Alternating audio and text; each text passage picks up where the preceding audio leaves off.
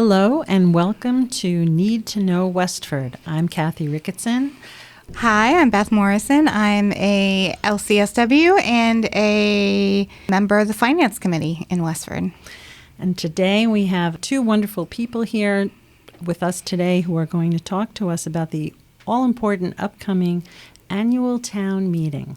So our guests today are Angela Harkness, our town moderator, and Sarah Fletcher, our executive director at WestfordCAT, who will be playing a big role in this year's annual town meeting, and we're about to explain to you why. So we're going to open today and talk about the unique features of this town meeting. And in the past few years, we've had some very unique town meetings, as during the COVID pandemic, when we had the challenge of having outdoor town meetings, and WestfordCAT had to live stream those town meetings from the football field. So some unimagined meetings have come our way, and this one will be no different. So Sarah, can you explain to us what the changes will be for annual town meeting? Sure. It's been quite a process since the COVID pandemic with running our 300 feet of fiber optic line into the building to get us to live stream. And then we could live stream football games, and we could live stream the graduation. So that actually worked out really well. And now we have a whole brand new system that we've tried out at the high school. We actually have 3 field kits that will be using Zoom rooms and plugging into our equipment that we have, our TriCaster switcher and our cameras and the sound coming in from the Academy's sound system.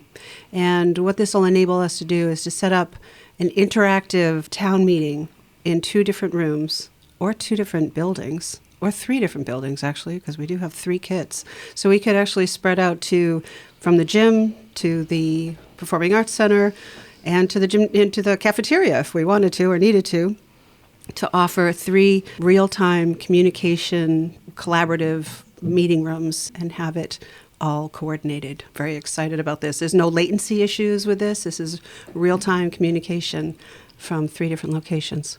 Amazing. And how will the moderator coordinate that? Well, that's up to the moderator. Well, first of all, just a great amount of thanks to WestfordCAT for resolving the problem we discovered at the last meeting, that being that if we have to be in 2 rooms because there are too many people for the gym, we need to be able to communicate, as Sarah said, in real time from room to room.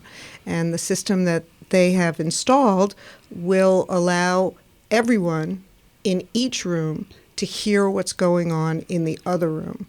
And the system is such that whoever is speaking at the time, regardless of which room they're in, that person will be on the screen in both rooms.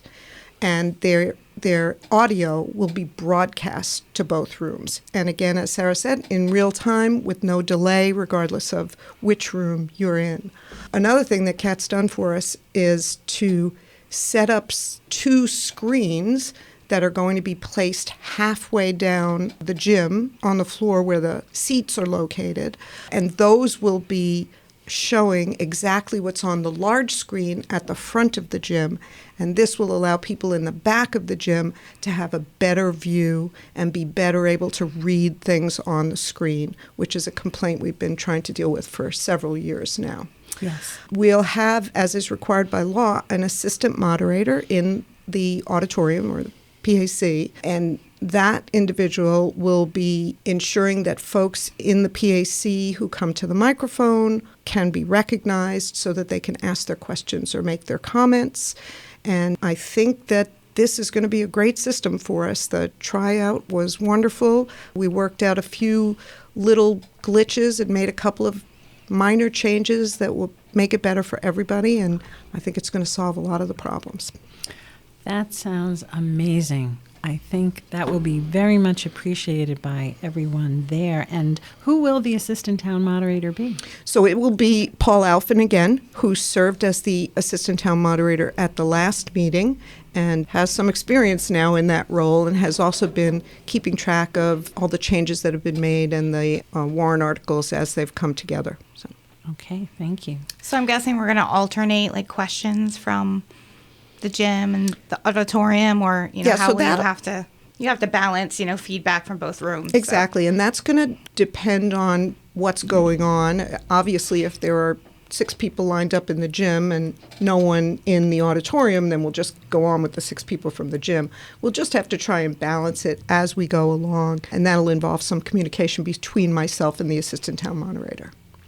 Now, the other technology that will be involved with this meeting is that you have increased the number of voting clickers and also registering the iPads that register voters. Do you want to talk a little bit about that? Sure. So at the last meeting, we had 8 poll pads checking people in as they arrived. And if you remember, there was quite a backup at the beginning of the meeting.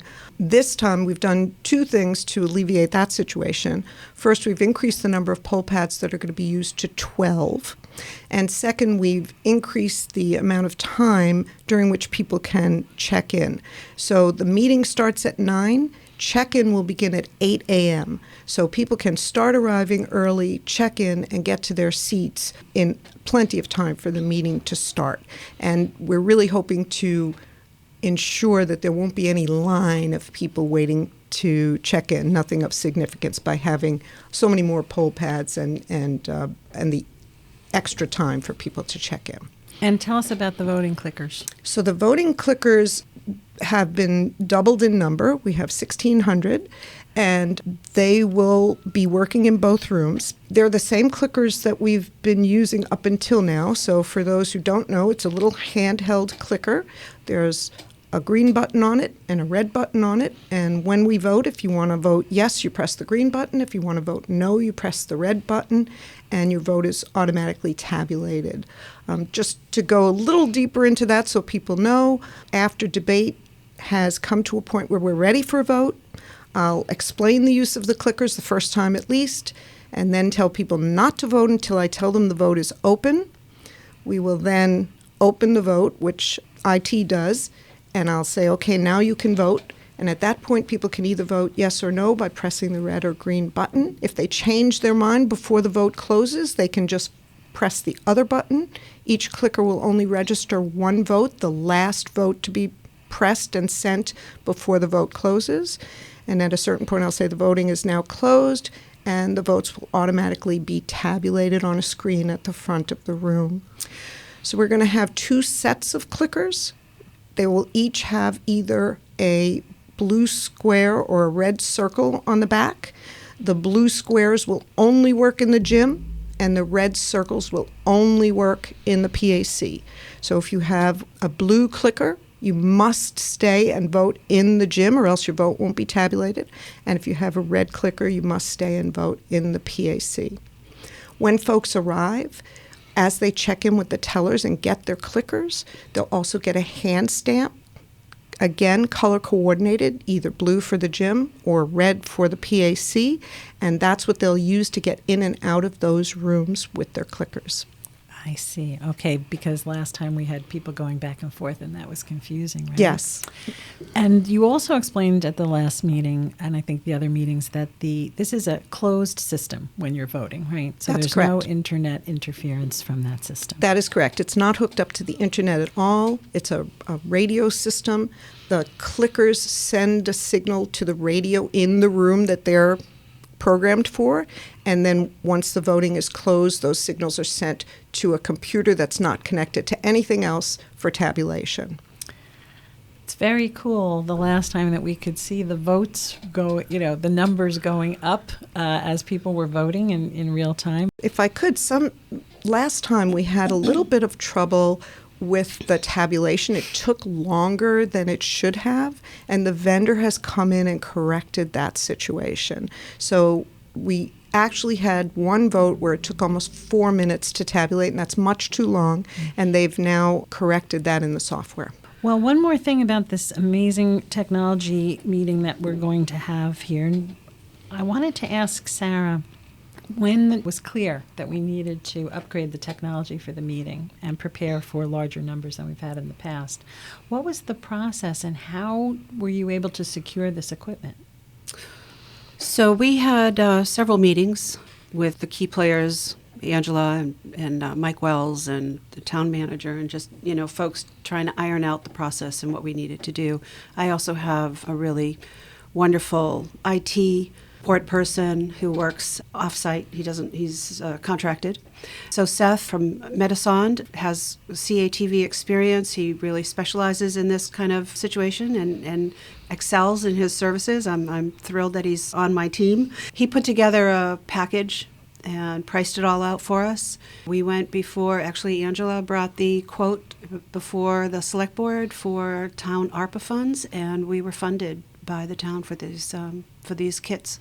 Oh, so it was the special ARPA funds. Yep, special ARPA funds. Funded Yep. it. Okay. Yep, and it was relatively, it was under $20,000 for for everything, for the installation, the testing, the support for town meetings. So Seth will he's already been on site. We've tested the equipment at the high school. So we know it works, but he's going to be there at town meeting, help us set a up, good feeling. kind of make sure that everything runs smoothly. And, his cost and the cost of setting up was about $5,000 for his technical expertise and support. And then the equipment was just over $13,000. So not a huge investment for some fabulous equipment that's going to really bring us into a whole new world right now. Yes, because like you said with the cable before, this can be used for other things that will benefit the town Exactly. all year long, right? Mm-hmm. All right. Well, And is that a one-time cost, or is that like every town meeting would we have? Oh no, this costs? is a one-time cost for us for the life of the equipment, which should be at least 5-8 years. Something technology does change really quickly, but I don't imagine this will go obsolete too soon. Certainly, Zoom rooms will enable the venues to all interact, and so that's a computer software out of our field of focus here. We just buy that system. And plus, we should mention you will be live streaming the meeting as well. Yeah, we live stream, and we also have Roku channel, if I may put a plug in for that. So you can watch it on Roku. You can YouTube. Watch it on YouTube. You can watch it on our channels or on our website. YouTube is my preferred way of watching, but And in terms of the live streaming, another difference this year is that the non-voters are going to be directed to room 103, where the meeting will be live streamed into there. So our bylaw provides that the non-voters must be separated from the voters. We're expecting a large turnout, and so we're going to have a special room for them to be in to watch the meeting. That is great. So I'm just going to assume you're going to try to fill one room first, like the gym? Yeah. And then the overflow will go into the next room. That's exactly right. Okay. well, let's just talk about when town meeting is and other things that people might want to register before they go, because I know there's childcare that needs pre-registration. So if you could tell us about that. Sure. So the meeting is Saturday, March 23rd, starting at 9 a.m. with check-ins beginning at 8 a.m. There is free childcare. You can sign up for that. You have to sign up before March 21st because obviously they need to know how many kids are going to be there to get the proper staff. You can sign up for that through a link on the town moderator's website or directly through the rec department on their homepage. The rec department runs it, and they do a great job. And it's on site at the same building. It's on site. It's in the Aux Gym at Westford Academy. You can also sign up for free transportation through the Council on Aging at their website, or again through a link that's on the moderator's page. Anyone can sign up for that, and if you do sign up, they'll make arrangements. So you don't need to be a senior to sign up for that. You do not. Parking will be at Westford Academy, at Robinson, and at Crisafulli. There will be continuous shuttle bus service from Crisafulli and Robinson to WA for people who park at Crisafulli and Robinson. For folks who might want to check in advance, who don't quite know where the schools are, you might want to just take a look at it so that if you do get to WA and find that the parking lot's full, you'll know how to get around the corner to Crisafulli and Robinson, which are not too far away, but if you don't know where they are, it could result in some loss of time.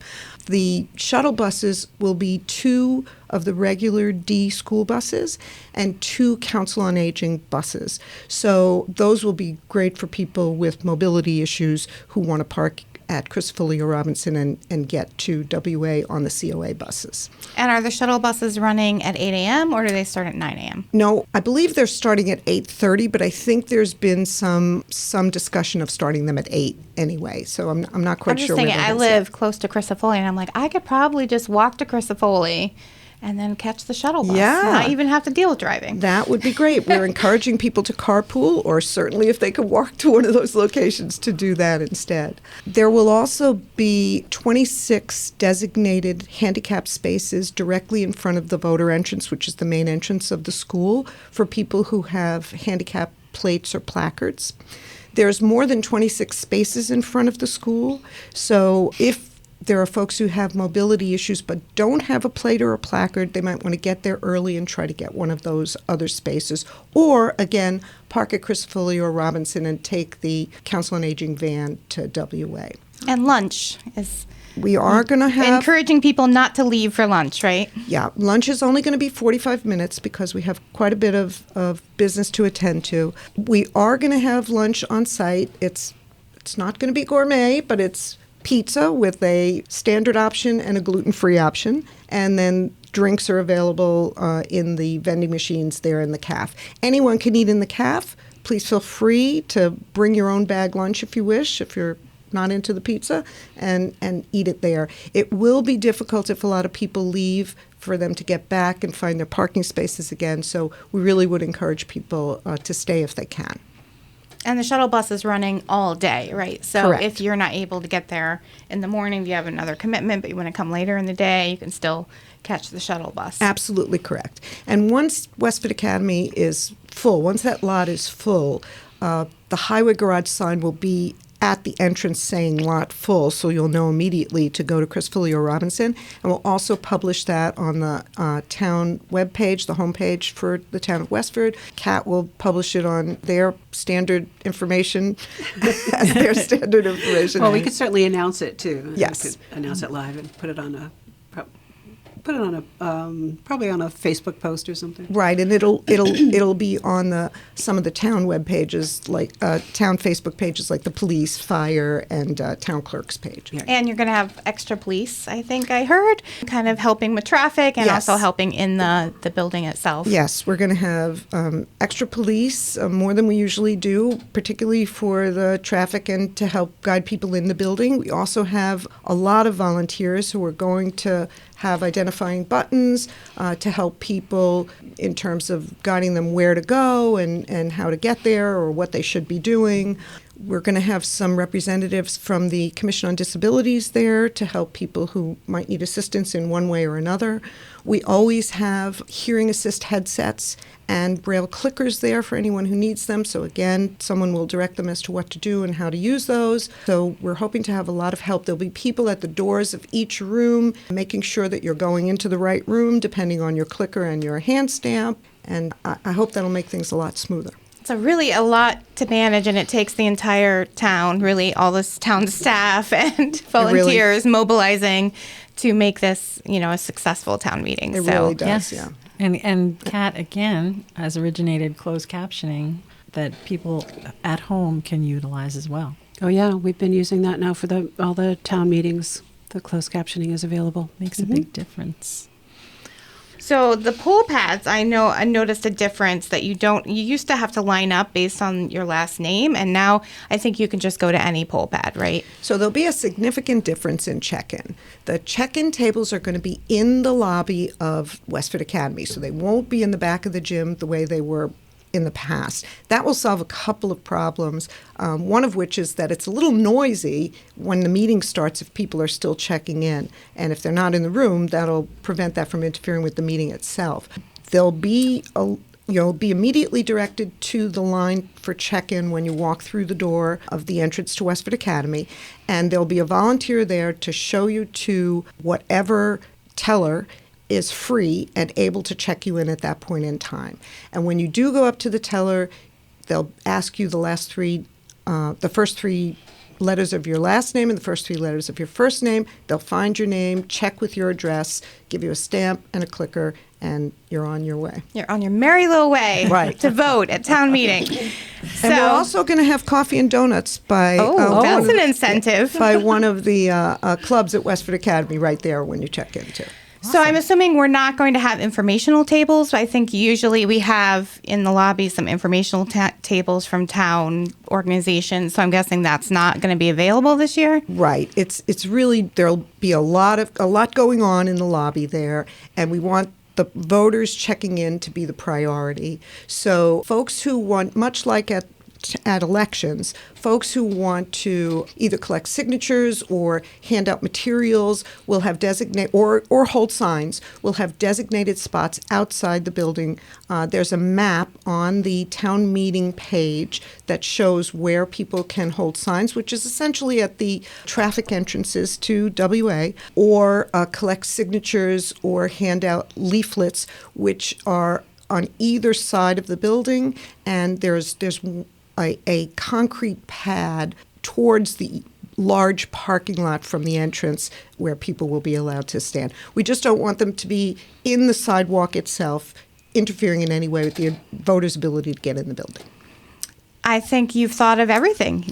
It really sounds like it. Famous last words. Exactly. I'm sure there's something, but I think the logistical changes really are amazing and will make a big difference, I think, in people's experience of hope so. attending town meeting, and hopefully, people will attend and vote on these important issues. All right, let's transition to what's going to be on the agenda and how are we going to manage this meeting. I would say every issue is important, but the two big issues on the warrant are the budget and override and the MBTA zoning matter. So let's talk about the budget and the override first. That'll be the first. There are actually 4 budget articles, and they will be the first ones on the agenda. They're articles 1, 2, 3, and 4.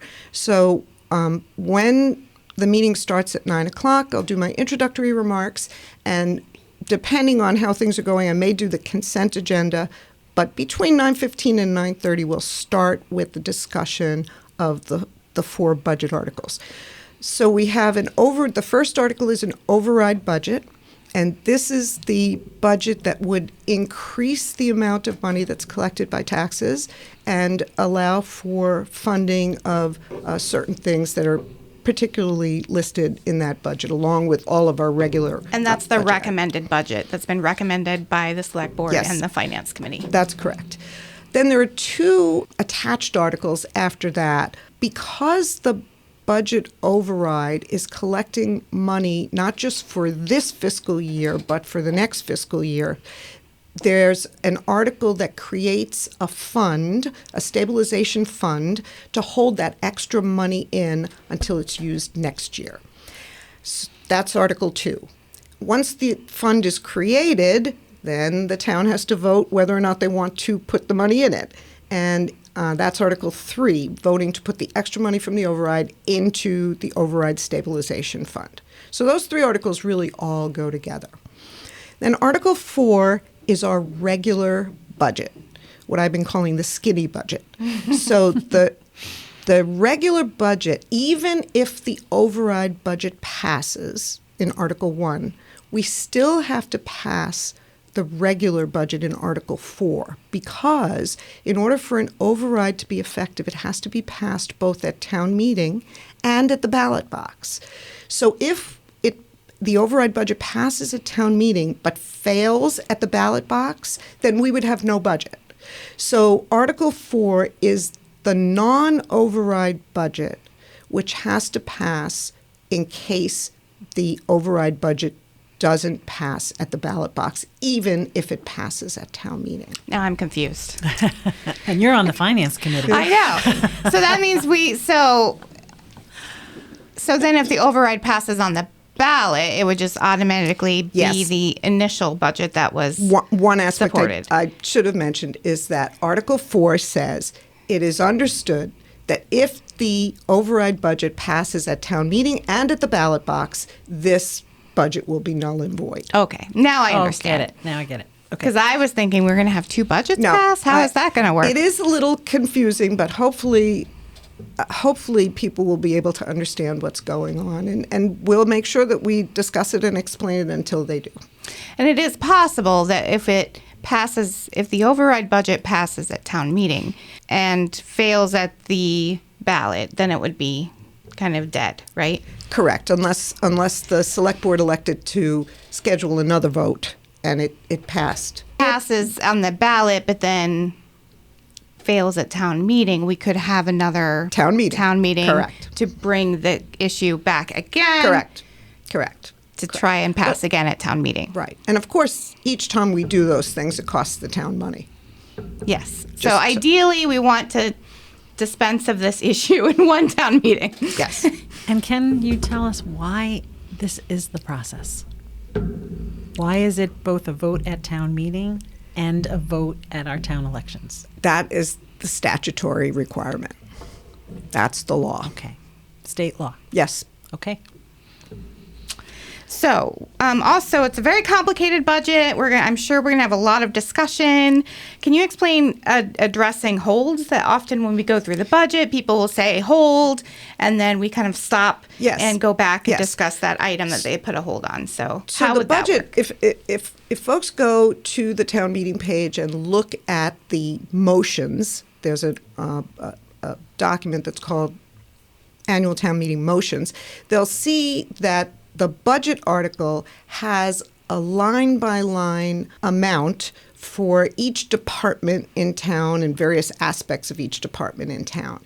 And all of those together constitute the budget.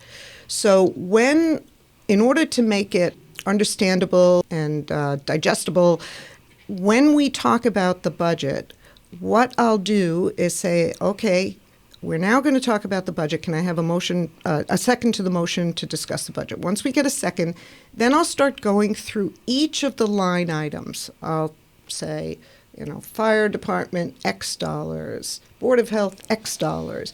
And what I'll ask people to do is, if they have a question about any specific line item, to say hold from their seats, and I will push that item aside. And we'll go through all of the items that there are no holds on and vote on those. Because if there's no holds, then there's clearly no opposition, and we'll be able to vote on them. Then we'll come back and answer the questions of the person who put the hold, or discuss it in whatever way that individual or any individuals want it to be discussed, and ultimately vote separately on that particular line item. And could you make amendments to the budget on the floor?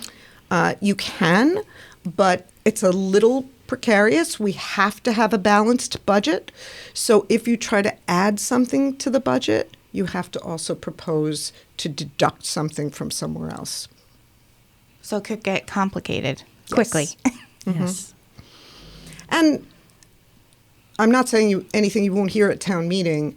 All of the department heads, committees, boards, and staff have worked long and hard at creating both of these budgets, both the override budget and the regular budget. They will have explanations for many, if not all, of the questions that are raised that hopefully will be satisfactory.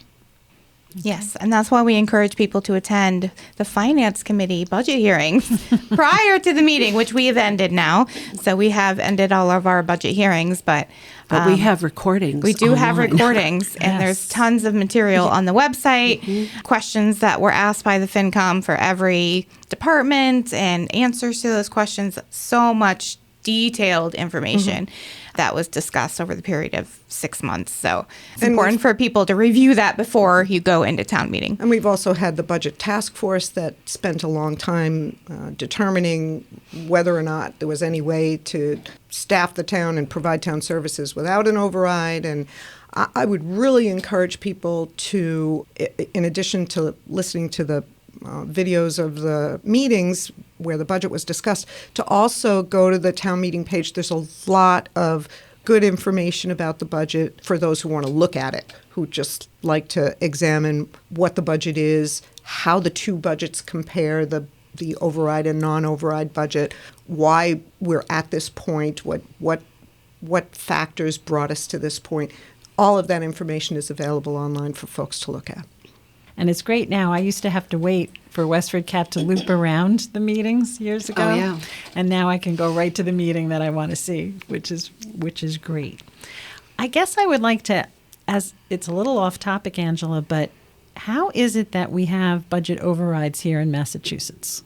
In the 70s, Proposition 2.5 was passed by the legislature, which limited the amount of taxes that could be raised over and above the taxes from the year prior to 2.5% plus growth.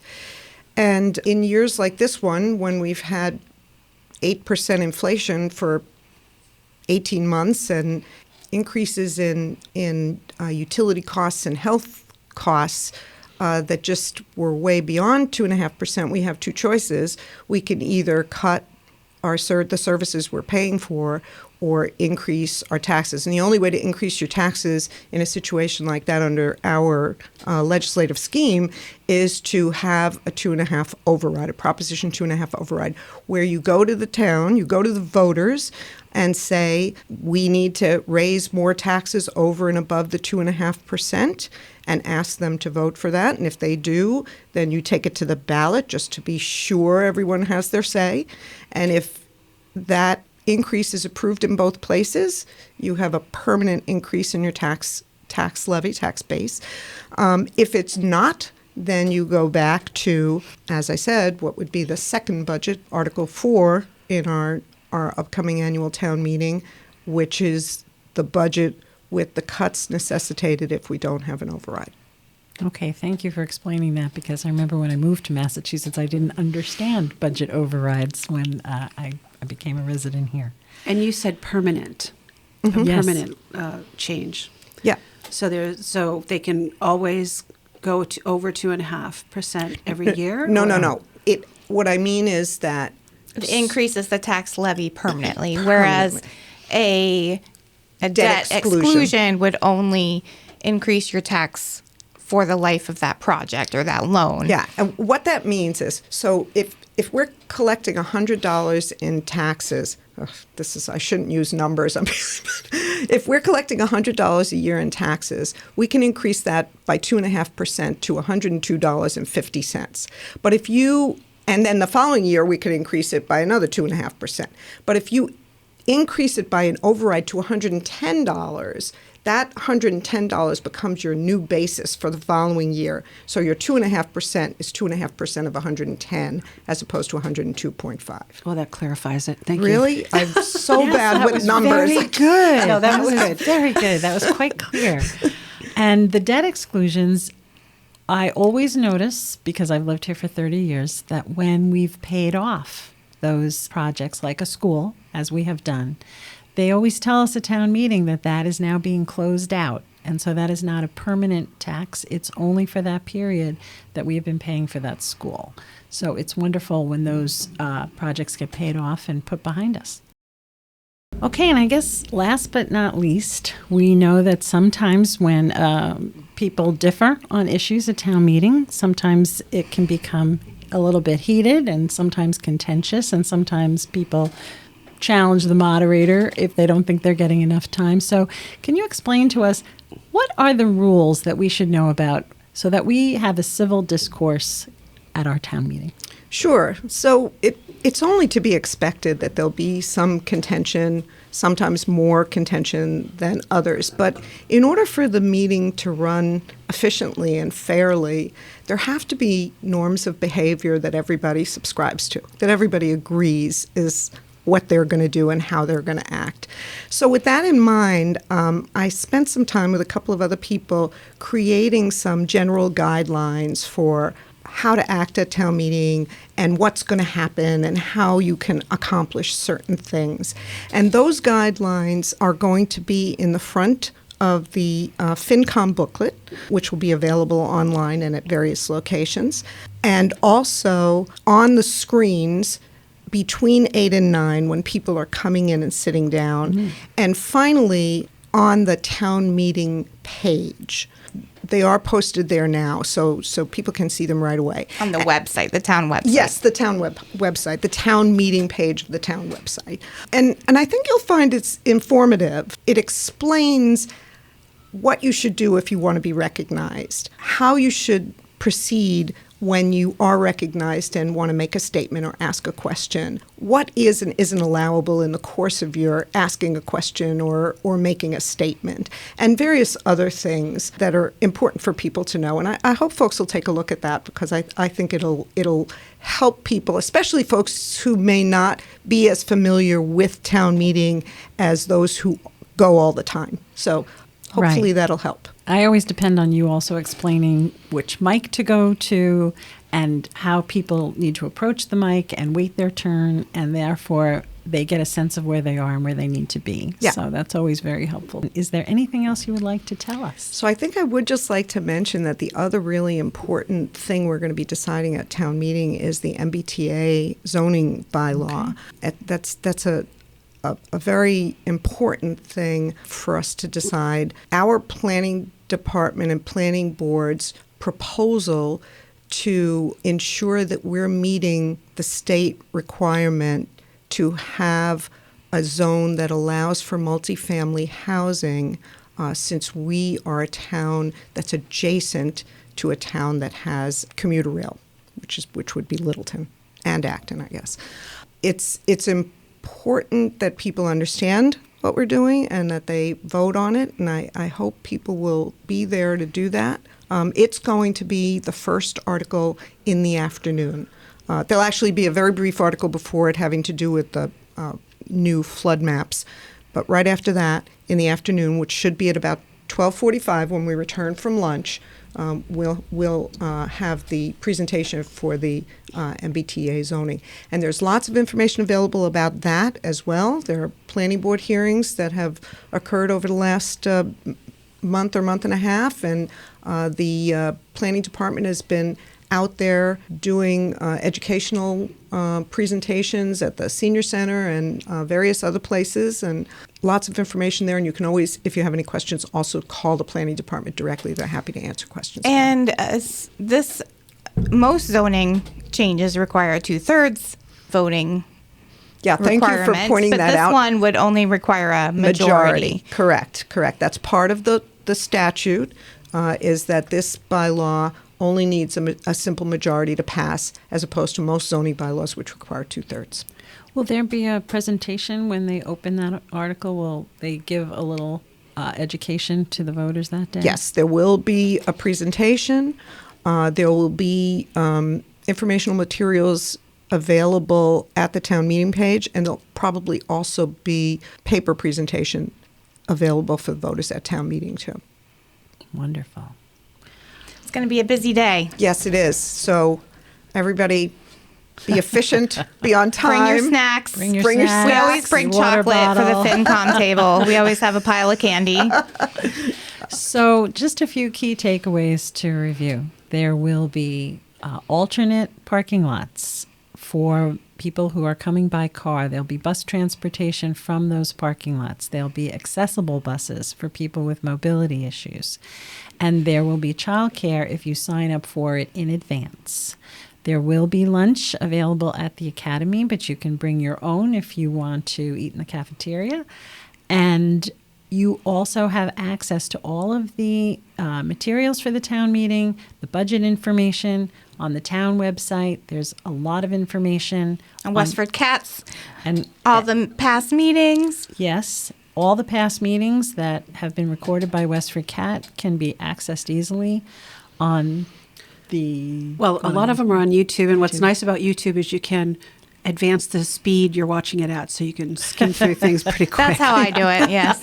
You can do it like double time. Yes. So, and if you've got closed captioning, you can really see exactly where the discussion is going, right? So that's amazing as well. And 1,600 clickers and 12 poll pads and registration. 20 poll pads will be in the front hallway for people to come in an orderly fashion, and there'll also be designated locations if you want to hold signs or give out information for a particular But it's not right by the organization. front door, Right, which so I it think doesn't is the block the building, front yeah. door, which Yes. sounds wonderful. I'm so impressed with all of the planning that has gone into this particular town meeting. You can feel very, very proud, both of you, of all of the things that you've put in place. Well, then we really need to thank all of the town staff that's Yeah, been they've been very, amazing. very diligent in getting this stuff together and resolving the issues that we had last time. It's just a tremendous effort. So thank you both. And we're looking forward to our annual town meeting on March 23rd. 9 a.m., get there early, start checking at 8. I suggest parking at 8. Yes. Thank you very much for joining us today. We so appreciate it, and for letting Westford voters hear what they need to know. Thank you. You. Thank you. Thanks for having me.